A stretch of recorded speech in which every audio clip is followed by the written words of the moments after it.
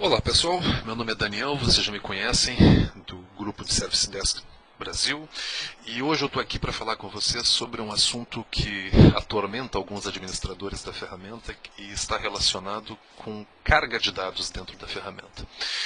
Vocês já se depararam com algumas demandas que aparecem às vezes, e uma delas está relacionada com carregar informações, de sistemas externos, de bases externas, dentro da ferramenta. Não necessariamente no CMDB, mas em qualquer tabela da ferramenta. Imaginem que eu queira popular uma lista de organizações, uma lista de usuários, uma lista de departamentos, uma lista do que for, incluindo itens de configuração.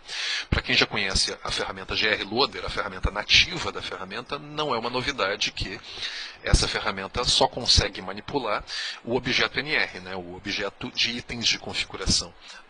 Se eu quiser alimentar qualquer outro objeto, qualquer outra tabela do Service Desk, não vai ser possível através dessa ferramenta. O que força esses administradores a ter que desenvolver nativamente algum utilitário, algum job de carga de dados, o que não é nem um pouco simples, dependendo da tabela envolvida, do modelo de dados envolvido dentro do Service Desk. Ou força esse administrador a implementar algum recurso de discovery, que através de SNMP vai popular algumas informações sincronizadas dentro do Service Desk. Lembrando que isso somente para itens de configuração, que às vezes não é o que acontece na vida real.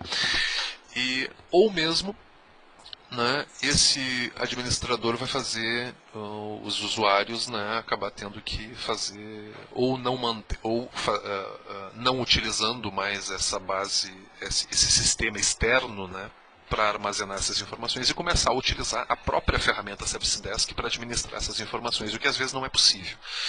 Então, por conta disso, nós a Procegs acabou desenvolvendo uma solução customizada de carga, muito similar ao GRLoader, mas com um potencial bem maior. Eu vou explicar agora e vou fazer uma demonstração para vocês de como é que isso é feito. Então imaginem um arquivo que está criado, nesse caso aqui um arquivo chamado servidores.csv, que tem ali 6 campos, e que é o retrato atual assim dessa outra base de servidores. Aqui nesse caso aqui eu tenho aqui quase 100 registros. E eu preciso levar todas essas informações diariamente para dentro do Service Desk através do processo de carga. Então imaginem que o arquivo foi gerado, está sendo gerado, e tem um processinho aqui que vai rodar o utilitário Loader USD, que é o nome da ferramenta que nós batizamos ela. Vamos lá. Então, nesse caso aqui, eu vou dar um exemplo para vocês. Quando ele fosse executado, ele iria pegar cada um desses itens de configuração dentro da ferramenta, e caso encontrasse qualquer tipo de divergência nesses atributos, ele iria fazer essas alterações. Então, por exemplo, se eu pegasse aqui, hoje o servidor físico se chama tal. Mas ele a partir de hoje ele mudou, ele mudou o nome desse servidor para tal 2. Quando fosse executado novamente, essa rotina, toda vez que fosse executado, ele ia fazer a atualização, ele ia perceber que modificou, e nesse caso aqui ele conseguiu alterar esse atributo. Mas como é que ele fez isso? Bom, foi criado, então, para cada arquivo de carga que é criado, existe um arquivo de properties, que definem qual é a configuração daquela carga. Então, o que existe dentro desse arquivo? Bom, existe uma série de parâmetros que devem ser definidos, que precisam ser definidos. O principal deles que é um parâmetro obrigatório, define o nome do objeto dentro do Service Desk, qual é o objeto que vai ser sensibilizado nessa operação, que nesse caso aqui é itens de configuração. Define qual é o User ID do usuário com acesso privilegiado na USD, que é para fazer as modificações do banco de dados. Depois disso, define o nome do atributo-chave que será utilizado no arquivo CSV para identificar unicamente esse C dentro do Service Desk. Né? No meu caso aqui foi serial, poderia ser o serial, esse atributo, inclusive, todos os parâmetros que acabam com in, né, significa que é do arquivo de entrada. Né? Então, nesse caso aqui, é esse atributo serial aqui que define dentro do service, no meu caso aqui, que define que é um atributo único. Né? Existe essa é a nossa chave primária, né, de itens de configuração, é o serial number, né? Não é o nome. Né? Bom, quais são os atributos que esse arquivo CSV tem? Né? Quais são os nomes de atributo? Né? Estão aqui os nomes de atributo. E para cada um desses nomes de atributo, qual é o respectivo nome de atributo que existe dentro do Service Desk? Então, por exemplo, para o serial number. Para o nome, name. Né? Para a função, notem inclusive que é um atributo de uma tabela de extensão. Né?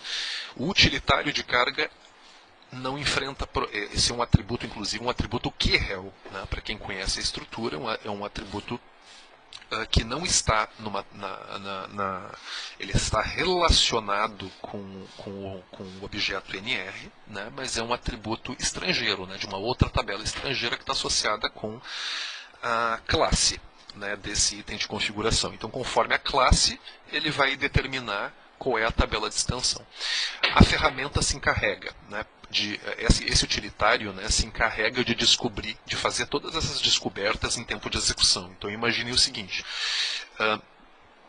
toda vez que ele executa, né, quando ele vai consultar o serial number, ele descobre inclusive qual é o tipo de dado que esse atributo tem. Né, se ele é um atributo que tem o data type de ID, se ele é um atributo que tem um time, qualquer tipo de atributo, ele vai dar o tratamento correspondente. Né? Se fosse um SREL, ele iria procurar esse registro, ia descobrir qual é o common name, qual é o atributo relacionado, né? E depois disso ele iria conseguir manipular esses dados e persistir esses dados no banco de uma forma sem riscos. Né? Depois disso, né, é necessário informar quais são os atributos que vão ser sincronizados dentro da ferramenta. Né? Eu poderia estar sincronizando, não precisaria ser todos os atributos, eu poderia estar sincronizando apenas o nome do servidor, a função dele, DNS, né? Basta especificar. Não precisa nem estar na ordem, né, do arquivo, né, das colunas que estão dispostas aqui no arquivo. Né? Tu pode colocar qualquer ordem, ele vai se achar. Depois disso se define um outro parâmetro opcional, é definir uma cláusula, né, que deixa a consulta dentro da ferramenta mais restrita. Né? Então, toda vez que ele for tentar localizar um registro dentro da USD, ele vai aplicar essa cláusula junto, né, que é para não ter... Vamos imaginar que tu tem uma situação onde tu tenha itens de configuração dentro da ferramenta com o mesmo nome, né, ou com o mesmo serial number. Né, com um serial number parecido, ou uma família parecida. Né? Então, tu pode aqui especificar uma cláusula de procura para tornar a pesquisa mais segura. Né? Um outro atributo que existe, opcional também, é qual é o atributo no Service Desk desse objeto que determina se ele está ativo ou inativo, e qual é o valor que ele deveria ficar, né, caso esse atributo fosse inativado, que no nosso caso aqui é inativo. Notem que eu não estou preocupado nesse arquivo de configuração aqui, não é necessário tu especificar o que é armazenado nesse atributo, que seria o valor 1, por exemplo, que é o valor enum do atributo delete flag. Né? Basta tu informar o valor simbólico, o que aparece para o usuário quando ele está consultando esse registro. Né? Um outro atributo opcional é o atributo simulation. Né? O simulation define se a tua execução é uma simulação ou é as ganha, né? ou é uma execução que deve persistir as informações do banco. Né? Então isso aqui é utilizado geralmente em desenvolvimento quando está se testando a carga. Né?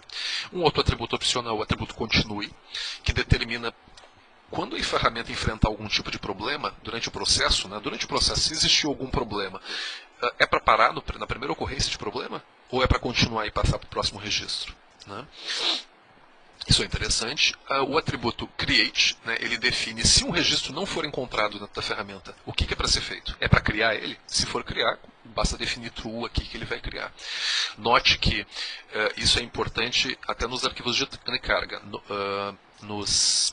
No modelo de dados, de dados do Service Desk, né, para cada objeto existem atributos que são obrigatórios. Né, para ele conseguir criar esses registros, no teu arquivo de origem vai ter que existir esses atributos obrigatórios, né, respeitando o modelo de dados do Service Desk.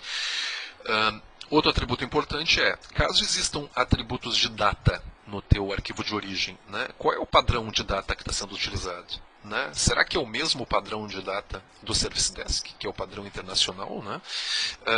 Ou é um padrão mais regionalizado? Eu poderia ter um padrão, né, nesse formato, que existem muitas aplicações que ainda estão funcionando com esse padrão. Então basta tu fazer informar esse parâmetro. Quando ocorrer algum tipo de problema, né, durante a execução, o que é para ser feito? Bom, existem 3 possíveis ações. A primeira é incidente. O padrão é log, tá? Registrar somente em log. Mas o primeiro é incidente, né? É a que nós utilizamos aqui. Então, toda vez que dá algum tipo de problema numa carga, ele gera um incidente automaticamente, né? Mas ele poderia só logar em arquivo ou gerar um e-mail, né, para algum destinatário. Né? Se for incidente, quais são os atributos que o incidente deve ter? Né? Então vocês podem ver aqui que eu estou informando o nome dos atributos do objeto CR, né, que é o objeto de incidente, né?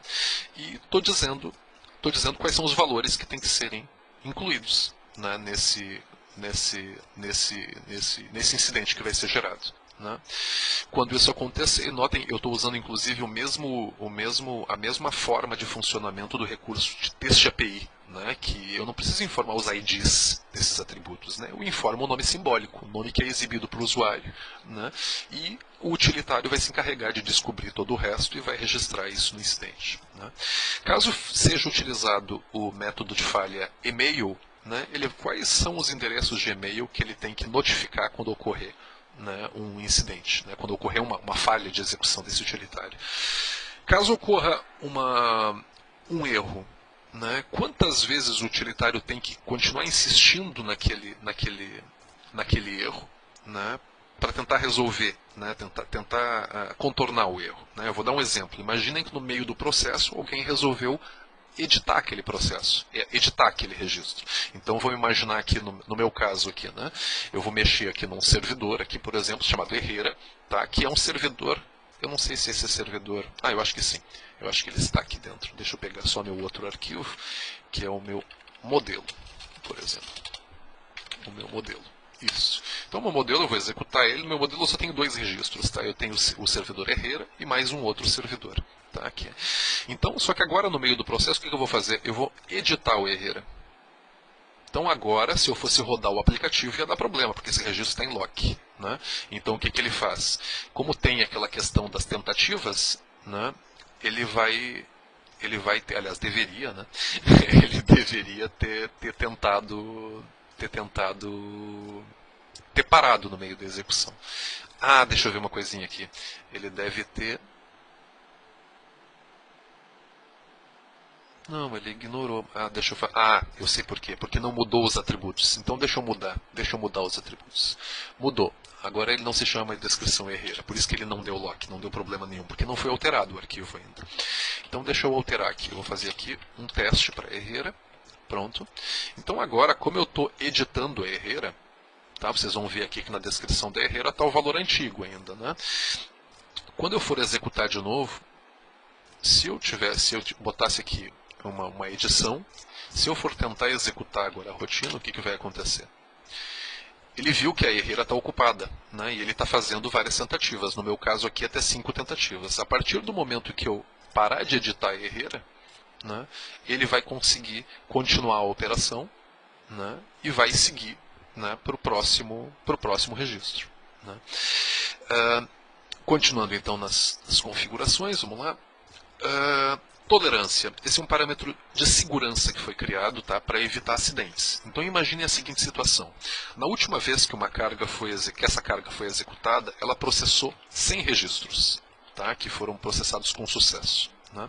Caso seja definida uma tolerância de 20%, caso na próxima execução for gerado um registro que tenha menos de 80 ou mais de 120, né, ele não vai processar e vai tomar uma ação, né, que estiver definido aqui no action on fail. Né? Isso é só para evitar incidentes. Imagina que no meio que o job que gera esse arquivo CSV me gera o arquivo pela metade. Né? E daí, por conta disso, o Service Desk acaba inativando um monte de servidores, né? de um dia para o outro. Né? Então, esse parâmetro aqui é só para dar certeza, né, que não vai ocorrer nenhum tipo de acidente. Outros dois parâmetros opcionais são os delimitadores. Né? Existem algumas APIs de CSV, né, que geram arquivos CSVs, que geram arquivos diferentes. Em vez de utilizar o padrão internacional, que é ponto e vírgula, usam o padrão vírgula. Né? E aspas, em vez de usar uma aspas, usam aspas duplas, por exemplo. Né? Depende então. Então isso pode ser determinado aqui nesse arquivo de configuração. Então imaginem que depois que todos os teus jobs de carga forem programados, né, cada um com seu arquivo de properties, né, respectivo arquivo de properties, né, então a ferramenta, todos os dias ele vai executar um arquivo batch, né, e esse arquivo batch vai processar. Né, deixa eu chamar aqui para vocês verem o formato disso. Né, ó, tá, então ele processa todos os arquivos. Né, no meu caso aqui, ó, processei o arquivo modelo CSV e vou agora processar o arquivo servidores USB. Pronto, depois que ele processa, ele manda os arquivos para dentro da pasta de processados, né, e da próxima vez que chegarem novos arquivos, ele vai executar, né, esses arquivos, sempre fazendo essa comparação diferencial. Esse utilitário, eu achei muito interessante ele ser o resultado assim, do desenvolvimento dele, porque ele ficou muito performático. Né? Por mais que ele compare cada um dos atributos, né, ele só sensibiliza os objetos que precisam realmente serem sensibilizados. Né? A rotina ficou muito dinâmica, muito rápida mesmo, e eu já testei com vários tipos de objetos e os resultados foram muito bons. Né? Eu espero que vocês tenham gostado desse vídeo. Né? Eu tentei explicar assim, de uma forma bem sucinta assim, uma dificuldade, né, que muitos desenvolvedores, muitos administradores têm junto com a ferramenta, né? E qual foi a solução que nós adotamos para contornar essa situação. Né? Se vocês tiverem outras soluções, né, ou mesmo dúvidas a respeito dessa rotina, ou mesmo interesse, né, postem nos comentários. Né, e vamos conversar. Né, essa rotina aqui foi uma rotina bem complexa para ser feita, né, mas os resultados foram muito bons. Assim, depois que por enquanto ela está em versão alfa ainda, né, nós estamos modificando ela diariamente, né, mas assim que ela tiver mais madura, eu pretendo disponibilizar o código para vocês, né, para vocês aproveitarem, né, mais uma rotina aí que pode nos dar uma certa facilidade administrativa dentro da ferramenta USD. Tá bom, pessoal? Até a próxima. Abraço.